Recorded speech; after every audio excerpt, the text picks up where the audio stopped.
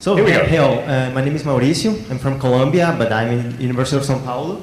I'm going to present for you a new rotation-invariant texture descriptor, and we're going to use fuzzy logic to build a system to use those descriptors to classify orthoimages. So, brief summary, we're going to talk a little bit about why, how, and what. We're going to check on the descriptors, on the fuzzy classifier, on the experiments, results, and some remarks and conclusions. So, introduction.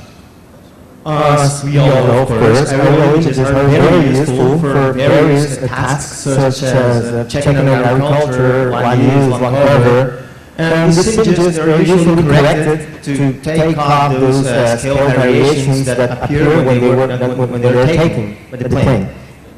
So what we're trying to do is to propose a simple texture descriptor, very simple but very robust, that should be rotation-invariant, and we're building a classification system. So it's something like this. We have a black box, which analyzes the texture, we put an image, it does something, we don't know yet what, and after that, boom, it appears the city type, like the region type. In this case, it's a urban area, city. So I'm going to check out the descriptors. Descriptors measure physical characteristics of the image. For example, we have a city image or a first image, it's very coarse, rough. So texture tries to measure these things, uniformity, roughness, regularity.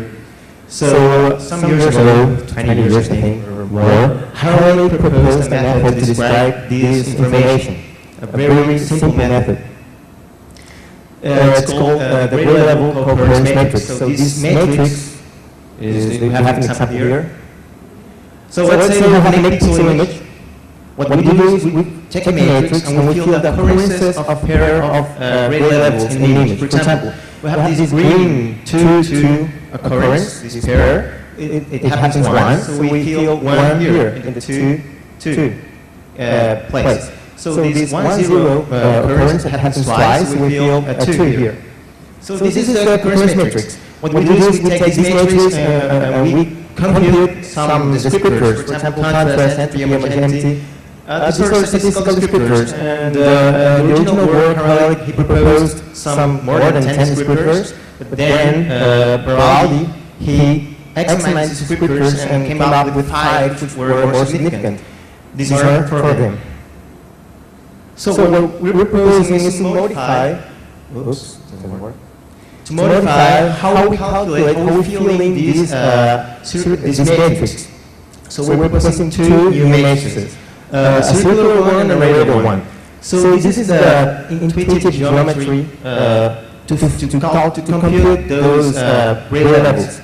I'm not putting in mathematics because I think it's better to check on the geometry to understand better how it works. So we define central pixel, which is this x pixel here, and we define 2 circular rings, an inner one and another one.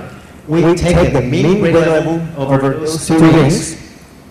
In this case, in this example, we have an inner ring of 2 pixels of radius and another of 3 pixels of radius.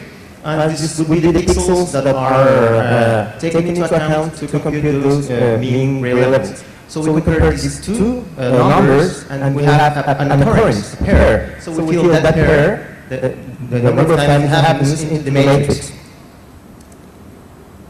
And the next one will be the radial version, which is based on a central pixel. Again, we have radial lines coming from that central pixel with a certain radius.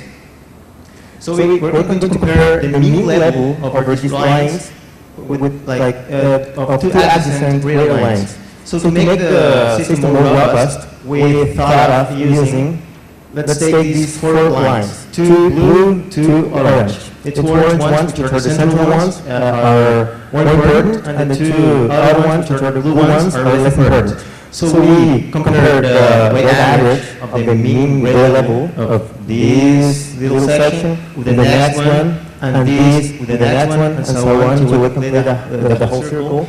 In this case, we would have 8 comparisons. And in this case, it would be the pixels that are taken into account, pretty much the whole circle.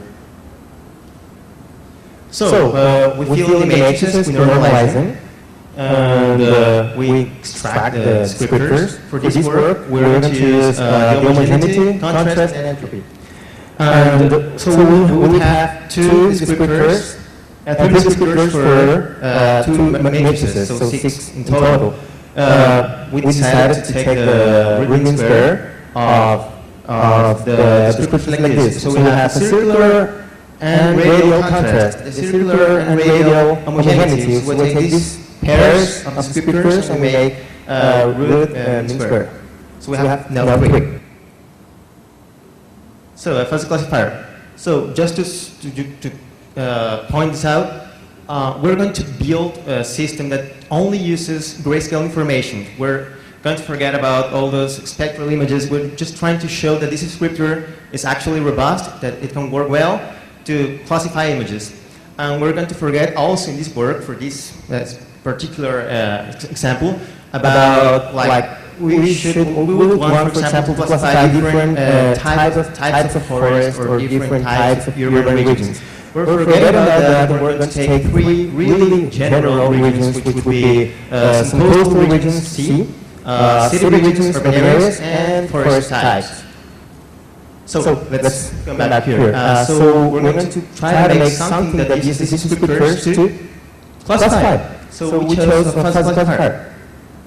So we did the following. We took some images, some ortho images, and we, from the 3 color bands, we take the grayscale, the weight sum, with weight average of these 3 bands. Afterwards, we're going to take the image and divide it in 20 by 20 pixel blocks. And we're going to use now this little box, this rotation-invariant descriptor calculation. We know how it works. And we're going to take these 20 by 20 blocks and we're going to fit them into this block like this. So in total, we have some 12,000 blocks. We do the thing we know how it works now, like this. And we have a giant data points vector of the 12,000 data points plus 3 descriptors. So we want to analyze what's in this vector. So we plot the mean level, and the first and third parallels of the data points. So we take each descriptor, which is the RMS descriptors, and we take these data points and we try to put them in labels, like the city region, C regions, first regions. So the first thing we can notice from this chart is that, for example, for a C region of the homogeneity descriptor, the values, they fall into an interval. And that happens with all the region types, with all the descriptors. So we think of these descriptors as input variables in a fuzzy system. We would have linguistic labels. For example, for the contrast, we would say this is a high level of contrast, and this here is a low level of contrast, and that would be happening for all the other descriptors. So from this, we could say that the unit of discourse, that is, the values that the variables can take, would be the values that we observe in the vectors, and we define this in general trapezoidal input variable. So we take the first and third parallel as a level 1 membership, and the mean minus 2 times the standard deviation, and the mean plus 2 times the standard deviation as 0 level of membership. For example, if we apply this general definition for the contrast, we will have this shape, which is here the low levels and the high levels. As for the output, we're going to take the region types. For example, forest or city.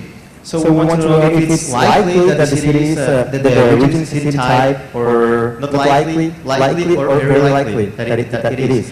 What we want to do is we want to take an input vector of data, and we want to know, so this is city, this is forest, this is what? So the output will be associated with that. So we take this input and output variables, we build a rule set of 15 rules. I have shown here 3. I'm just going to show the first one. So it says if the contrast is low here, and homogeneity is medium here, then it is likely that the region that the descriptor refers to a forest city, because here the forest is contained in the low section, and it is also associated with the medium values of the descriptors. So, summarizing, we have some descriptors, some data. We have input variables, we map them here. We have a rule set. We use the analysis method. We have 3 output variables, so we're taking the output. So we're going to have the 3 fuzzy variables. We specify using the same method, and at the end we're going to have a likelihood for each region type. So we did 2 types of experiments with this set. We took 90 orthoimages representing city, forest, and sea. These are not very high resolution images. We rescale the images, so actually they're small, like 400 by 400 pixels. To test the rotation invariance of our proposal, we took each image and we generated 6 rotated versions, like this. So to get rid of these diagonal borders here, we took the central part of the rotated versions. So we first tested the whole images. The images only contain one type of region and may contain small sections that are not the main region, but it's pretty much one region per image. So summarizing, we have these rotation-invariant descriptors. Again, we open the box. We put in a lot of blocks. This time is the blocks of the test image. It does its thing, calculates the descriptors, and we have again a vector of data points. So now we know what to do with this. We put it into the fuzzy classifier. We open the box, put the vector, it'll do its thing, like that. So at the end, for each little block, we're going to have a likelihood. For example, for one specific block, maybe it's 55% of likelihood that it's a city. So we'll say that block is a city. So what we do for the complete images, we take each little block, we see which region it belongs, and the region that appears most is a region that is, we say it's in the image. And we also took in consideration the results for all the little blocks. We had a total of 127,000 blocks for the test images. We had a total of 630 images, including the rotated ones. So, as I said, we classified the complete images, the 630, and individual blocks. And to compare with the traditional method, we yield a similar fuzzy system using this traditional method. So, quickly, for the rotated images, complete images, we got 100% of classification rate, as we did for the rotated images. Using the similar classical method, we got only 25%. For the complete blocks, for all the blocks, 127,000, we got 85.23% for the non-rotated images, 85.24% for the rotated images. In total, would be 85.24%, which is quite good. So this is just to visualize. It's not a segmentation, although it may look like a segmentation, but it's not. Just to see the classification of individual blocks in 3 examples. So green is forest, blue is sea, gray is city, and black means that the classifier couldn't quite get one region above the other. So this is first only city region. We got some misclassifications here and here. It's quite interesting to see that these little stadium sections was classified as forest here. But in the end, it got 98.15%. It's pretty much all well classified.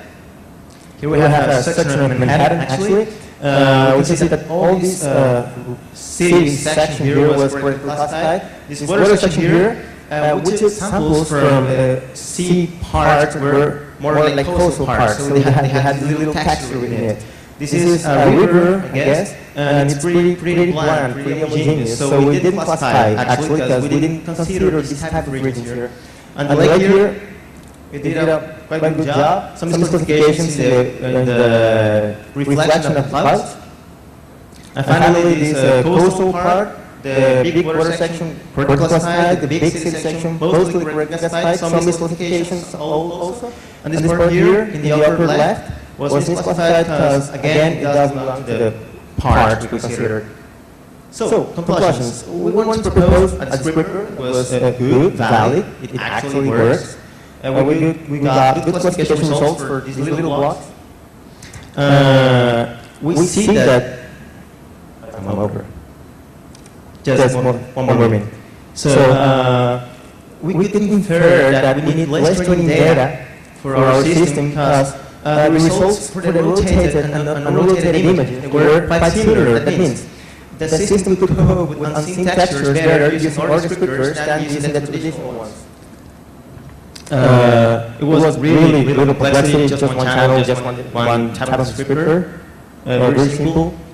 They are rotation-invariant. We could see that the rotated images perform well. And we think that the importance here in the scope of the conference is to use this type of descriptors in a bigger, more sophisticated system or rule set to derive or to extract information you would likely need or want to use to do your studies.